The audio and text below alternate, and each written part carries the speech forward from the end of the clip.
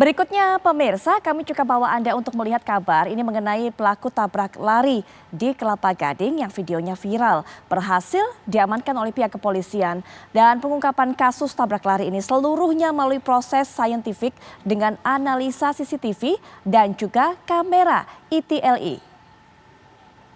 Kasus tabrak lari yang viral di media sosial berhasil diungkap oleh pihak kepolisian. Nah, kejadian yang berlangsung di kawasan Kelapa Gading, Jakarta Utara ini berhasil diungkap oleh polisi melalui analisa saintifik yakni kamera CCTV dan juga ETLE.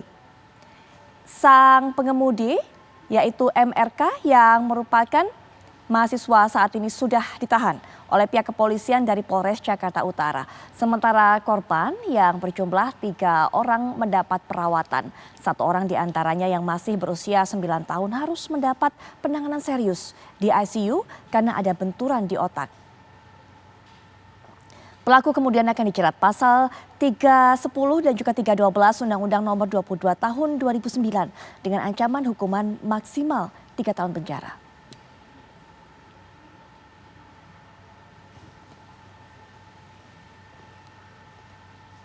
Pemirsa, kita akan dapatkan perkembangan mengenai kasus ini. Rekan kami Ray Farandi akan bisa mengabarkan mengenai update informasi terbaru. Ray Farandi, silakan laporan Anda. Putri Viola dan juga pemirsa, kasus tabrak lari yang terjadi di kawasan Kelapa Gading, Jakarta Utara yang sempat viral beberapa hari yang lalu di media sosial, kasusnya sudah berhasil diungkap oleh pihak kepolisian. Sang pelaku juga sudah menyerahkan diri ke Polres Jakarta Utara. Sementara untuk korban, 2 orang diantaranya luka ringan dan 1 orang harus menjalani perawatan di ICU karena mengalami luka yang cukup berat. Dan proses pengungkapan kasus tabrak lari ini melalui proses scientific recognition, artinya mempergunakan ataupun memperlihatkan kamera-kamera CCTV dan juga kamera ETLE. Dan untuk lebih jelasnya kita akan langsung saja berbincang dengan Dirlantas Polda Metro Jaya Kombes Pol Sambodo Purnomo Yogo untuk mengetahui bagaimana sebenarnya pengungkapan kasus tabrak lari di Kelapa Gading ini. Selamat malam Pak Sambodo. Ya, selamat malam Mas.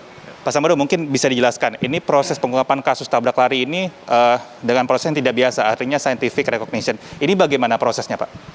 Iya, pengungkapan kasus tabrak lari di Kelapa Gading yang terjadi pada hari Minggu jam 6 pagi, di mana ada 3 orang korban, 2 orang luka ringan dan 1 luka berat.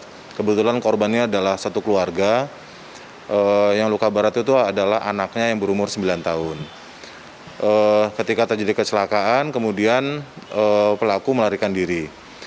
Ketika kemudian kami dari pihak penyidik Laka Lantas mendatangi ke TKP, kami memang memeriksa saksi-saksi, ada 5 orang saksi yang diperiksa.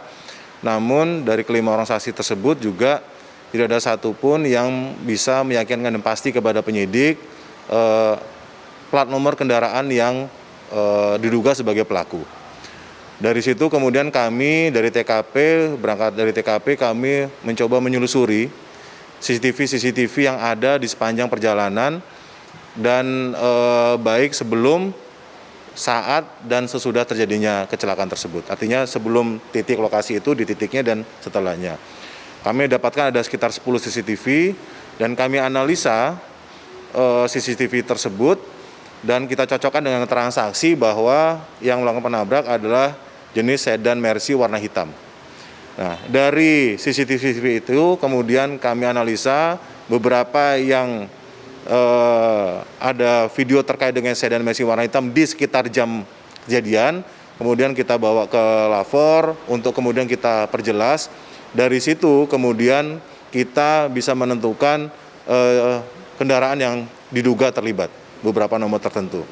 Kemudian di TKP itu juga ada bagian dari kendaraan yang tertinggal. Ada spion dan ada grill bumper depan. Nah, di sedan Mercy ini, di spion itu ada kodenya.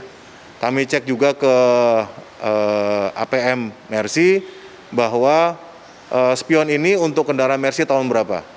Nah, kemudian dari situ kita bisa tahu bahwa kendaraan Mercy dengan spion jenis ini, kode seri ini adalah sedan Mercy tahun 2016. Kemudian itu kita cocokkan dengan database Runmore kita cocokkan dengan data dari CCTV, sehingga kemudian kita bisa menentukan bahwa kendaraan yang terlibat tabrak lari ini adalah kendaraan Mercy warna hitam, nomornya B2388 RFQ.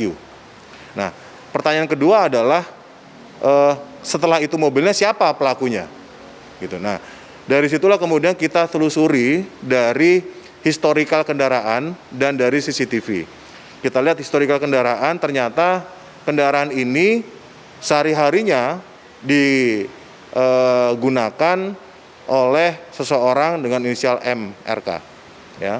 Nah, kemudian dari hasil tangkapan kamera ET itulah, kemudian kita laksanakan facial recognition (FR). Kemudian dari situ kita bisa menentukan bahwa pengemudi kendaraan itu adalah si tersangka ini dengan inisial MRK, berumur 21 tahun.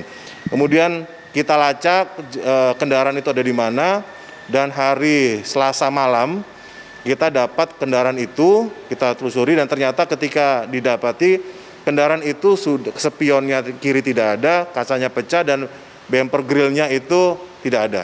Sehingga dengan demikian kita bisa memastikan bahwa iya, kendaraan yang terlibat. Kendaraan yang belum kita amankan. Nah, si pelaku setelah kendaraan diamankan, kita juga sudah memberikan peringatan kepada keluarga dan sebagainya agar yang bersangkutan menyerahkan diri atau kita tangkap. Dan akhirnya tadi siang sekitar pukul 12.30 pelaku dengan diantar kedua orang tuanya kemudian menyerahkan diri ke Polres Jakarta Utara. Terima kasih Pak Sambodo, Dirlantas Polda Metro Jaya atas keterangannya. Dan saat ini pelaku masih ditahan di Polres Metro Jakarta Utara untuk selanjutnya menjalani proses pemeriksaan lebih lanjut di Mapolres Jakarta Utara.